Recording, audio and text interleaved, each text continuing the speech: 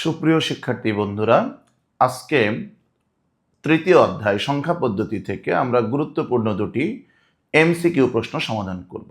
দেখো, এখানে একটি উদ্দীপক দেয়া আছে। উদ্দীপকটি হলো দুটি সংখ্যার পার্থক্য 52 এবং 10 ভিত্তিক সংখ্যায়, তাদের মধ্যে বড় সংখ্যাটি 5D 16 ভিত্তিক সংখ্যায়।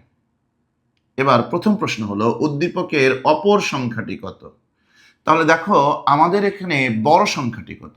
আমাদের এখানে বড় সংখ্যাটি হলো 5D 16 ভিত্তিক সংখ্যায় মাইনাস, যেহেতু আমাদের এখানে পার্থক্য বলেছে, ধরে নিলাম অপর সংখ্যাটি x এবং এদের বিয়োগফল কত হবে, 52 হবে 10 ভিত্তিক সংখ্যায়। তাহলে দেখো, আমরা এখান থেকে সমাধান করতে পারি। কিভাবে করতে পারি? যে 5D 16 ভিত্তিক সংখ্যায় মাইনাস 5 10 ভিত্তিক সংখ্যায় সমান হলো x। কাজে এখান থেকে আমরা বলতে পারি x সমান 5D 16 ভিত্তিক সংখ্যায় মাইনাস 5 10 ভিত্তিক সংখ্যায়। তাহলে দেখো, এই অঙ্কটিকে আমরা এখন এই 5D কে বাইনারিতে রূপান্তর করতে পারি, 52কে 10 ভিত্তিক থেকে বাইনারিতে রূপান্তর করতে পারি এবং এই বাইনারি সংখ্যা দুটির বিয়োগফল বের করে x এর মান বা অপর সংখ্যাটি আমরা নির্ণয় করতে পারি। আবার বাইনারির বিয়োগটাকে তোমরা যদি একটু অ্যাভয়েড করতে চাও, সেক্ষেত্রে আরেকটা ভাবেও সমাধান করতে পারো। তুমি প্রথমে এখানে যে 5D দেয়া আছে, এই 5D কে হেক্সাডেসিমাল থেকে ডেসিমাল সংখ্যায় রূপান্তর করবে, d × 16 টু দি পাওয়ার 0। এরপরে কি আসবে? 5 × 16 টু দি পাওয়ার 1। তোমরা জানো যে d মানে হচ্ছে 13 এবং 16 টু দি পাওয়ার 0 মানে 1, কাজে এটার গুণফল আসবে 13। 5 এবং 16 টু দি পাওয়ার 1 গুণ করলে গুণফল আসবে 80, কাজেই এটার যোগফল হচ্ছে 93। তাহলে দেখো যে এখানে একটি সংখ্যা বা বড় সংখ্যা যেটা, সেটা তুমি 5D এর পরিবর্তে এবার 93 লিখতে পারো এবং পার্থক্য দেওয়া ছিল 52, সেটাকে তুমি সেখান থেকে মাইনাস করে দিবে। কাজে বিয়োগফল কত হচ্ছে? বিয়োগফল হচ্ছে 41 10 ভিত্তিক সংখ্যা। কেমন? তাহলে এই 41 সংখ্যাটিকে বাইনারিতে রূপান্তর করলে আমাদের এই সঠিক উত্তরটি পাওয়া যাবে। তাহলে 41 সংখ্যাটিকে তুমি 2 দিয়ে ভাগ করে বাইনারিতে রূপান্তর করতে পারো, ট্র্যাডিশনাল যেভাবে আছে সেটা। আবার তুমি একটু সংক্ষেপে করতে পারো এভাবে। দেখো যে প্রথমে তুমি লিখবে 1, এরপরে 2, এরপরে 4, 8, এরপরে 16, এরপরে 32। দেখো, এখানে যে সংখ্যাগুলো লিখেছ, সেই সংখ্যাগুলোর মধ্যে কোন কোন সংখ্যাগুলোকে যোগ করলে যোগফল 41 হয়। ধরো আমি এখান থেকে 32কে নিয়েছি, 32 নিয়েছি মানে 32 এর নিচে 1। এই 32-এর সাথে যদি 16 যোগ করি, যে যোগফল আসবে 48, সেটা 41 থেকে বড় হয়ে যাবে, কাজে আমরা সেটা নিব না। তাহলে কি করা যাবে? 32 নিব। এরপরে দেখো, আমি এখান থেকে কত নিতে পারি? 8 নিতে পারি, কারণ 32 এবং 8-এ যোগ করে 40 হয়। এবার তোমার লাগবে কত? 41। তার মানে তুমি এখান থেকে 4 নিলে 44 হচ্ছে, তুমি নিবে না। 2 নিলে 42 হচ্ছে, নিবে না। 1 নিলে 41 হচ্ছে, কাজেই তুমি এখান থেকে 1 নিবে। তাহলে 32 8-এ যোগ করলে 40 এবং 1-এ যোগ করলে 41। আর যেগুলো তুমি নাওনি সেগুলোর নিচে কি দিবে? 0 দিবে। কাজে আমরা বলতে পারি 41 10 ভিত্তিক সংখ্যাটির বাইনারি সংখ্যা হলো 10100122। দেখো, এই যে বাইনারি সংখ্যাটি, এটা আমাদের কোন অপশনের মধ্যে আছে? আমি দেখতে পাচ্ছি 101001, এটা এবং এটা সেম সংখ্যা। কাজেই 1 নম্বর প্রশ্নটির সঠিক উত্তর হচ্ছে খ নাম্বার অপশনটা। আশা করি সবাই বুঝতে পেরেছ। এবার দেখো, 2 নম্বর আরেকটা প্রশ্ন আমাদেরকে দিয়েছে, সেটা হলো সংখ্যা দুটির যোগফল হতে পারে। এই সংখ্যা দুটির যোগফল, কোন দুটি সংখ্যা দুটির যোগফল?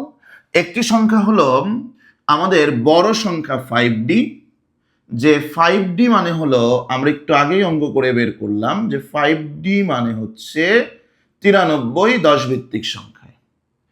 আরেকটা সংখ্যা কি? অপর সংখ্যাটি। এই অপর সংখ্যাটি কত? অপর সংখ্যাটি হলো, তোমরা একটু আগে বের করেছো, 41। কাজেই 93 এবং 41-এর যোগফল এটা হচ্ছে 134। কাজেই বলা যায় যে সংখ্যা দুটির যোগফল কত? 134। 2 নম্বর অপশনটা ঠিকঠাক আছে, কারেক্ট আছে। এবার এই যে যোগফল 134, এই 134কে আমরা বাইনারিতে রূপান্তর করে দেখব এই সংখ্যাটির সমান হয় কিনা। তাহলে তুমি 134কে 2 দিয়ে ভাগ করে ভাগফল ভাগশেষের যে ট্র্যাডিশনাল ওয়ে আছে সেই ট্র্যাডিশনাল ওয়ে ব্যবহার করে দশমিক থেকে বাইনারিতে রূপান্তর করতে পারো।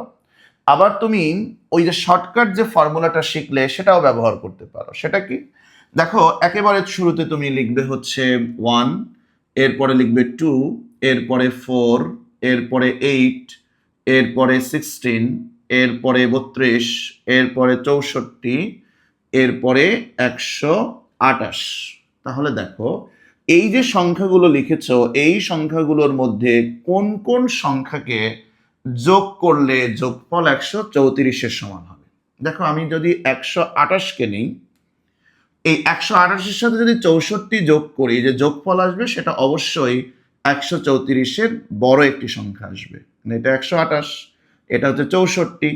128 এবং 64 যোগ করলে যে যোগফল সেটা অবশ্যই কি হবে?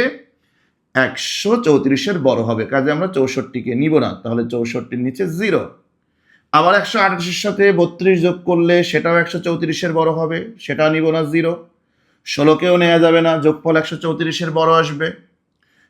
8কে নেওয়া যাবে না, কারণ 8কে নিলে 134 এবং 8, 128 এবং 8 যোগ করলে যে যোগফল আসবে সেটা 134 থেকে বড় হবে। কাজে এই 128-এর সাথে আমরা কত নিতে পারি?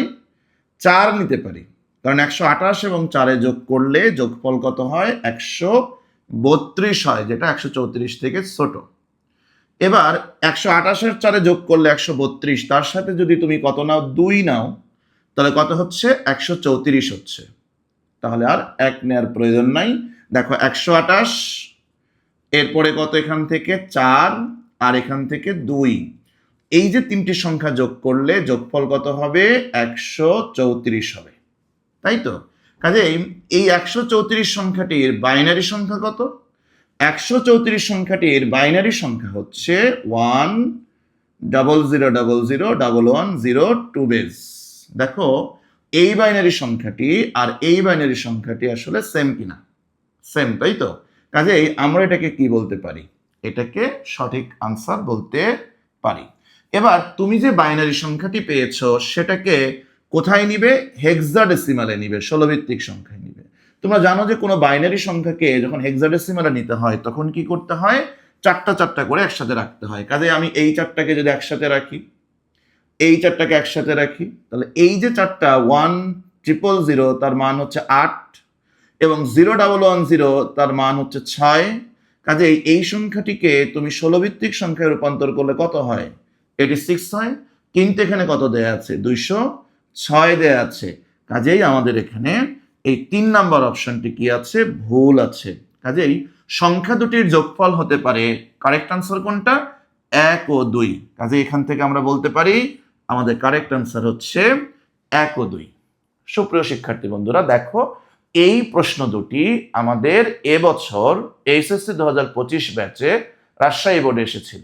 তো এরকম আরো গুরুত্বপূর্ণ প্রশ্নগুলো আছে যেগুলো তুমি একেবারে কনসেপ্ট ক্লিয়ার থাকলে সমাধান করতে পারবে। কাজেই তোমাদেরকে বলবো, কোনো প্রশ্ন মুখস্থ না করে বুঝে কনসেপ্ট ক্লিয়ার করে পড়ালেখা করলে অবশ্যই এই ধরনের প্রশ্নগুলো তোমরা বোর্ড পরীক্ষায় এবং অন্যান্য প্রতিযোগিতামূলক পরীক্ষায় সমাধান করতে পারবে।